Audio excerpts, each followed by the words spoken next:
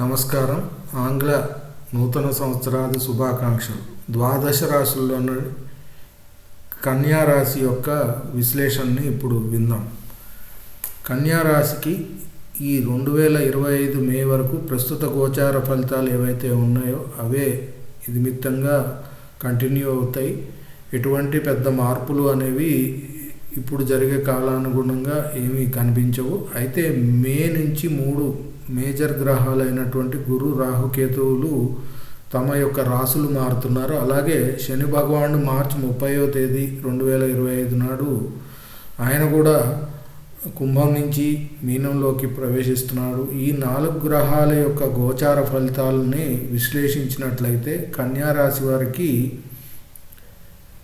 సప్తమ చతుర్థాధిపతి అయినటువంటి గురువు దశమ క్షేత్రంలో, అలాగే పంచమ షష్టాధిపతి అయినటువంటి శని భగవానుడు సప్తమ స్థానంలో, అలాగే రాహు షష్టమంలోకి, కేతువు వ్యయంలోకి సంచారం జరుగుతుంది. అయితే ఈ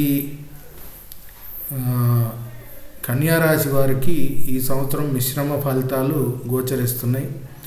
సప్తమ శని వల్ల శని వీక్షణ డైరెక్ట్గా లగ్నంలో పడటం వలన వారికి వారి యొక్క ఆరోగ్య రీత్యా కొన్ని ఇబ్బందులు అనేవి విశేషంగా మనం చెప్పుకోవచ్చు.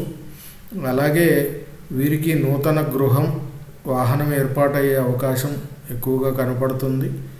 కానీ వీరు చతుర్థ భావంలో సుఖస్థానంలో కూడా ఈ యొక్క శని భగవానుడి యొక్క వీక్షణ పడటం వల్ల మనశ్శాంతి లేకుండా ఉండుట, చాలా చికాకులుగా ఉండుట అనేది ఈ సంవత్సరం మొత్తం ఫలితాల్లో, అంటే విశేషంగా మే 2025 నుంచి మే 2026 మధ్యలో మనం చెప్పుకోవచ్చు. అయితే వృత్తిరీత్యా గురు సంచారం దశమ క్షేత్రంలో ఉండటం వల్ల వృత్తిరీత్యా మాత్రం చాలా అనుకూలమైన కాలంగా ఉంటుంది.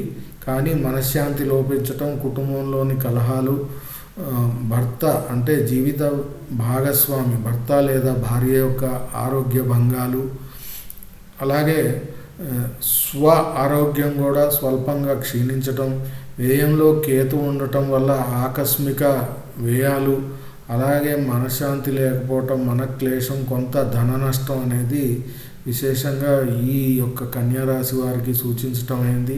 కాబట్టి ఈ కన్యా రాశి వారు రోజు కూడా వారు హనుమాన్ చాలీసా 12 మార్లు రోజు మొత్తంలో వినటం లేదా పారాయణం చేయటం, గణపతి యొక్క ఆరాధన అనేది ఈ సంవత్సర కాలం విశేషంగా ఈ యొక్క రాశి వారికి సూచించటమైంది. ఇవి కన్యా రాశి యొక్క ఫలితాలు. స్వస్తి.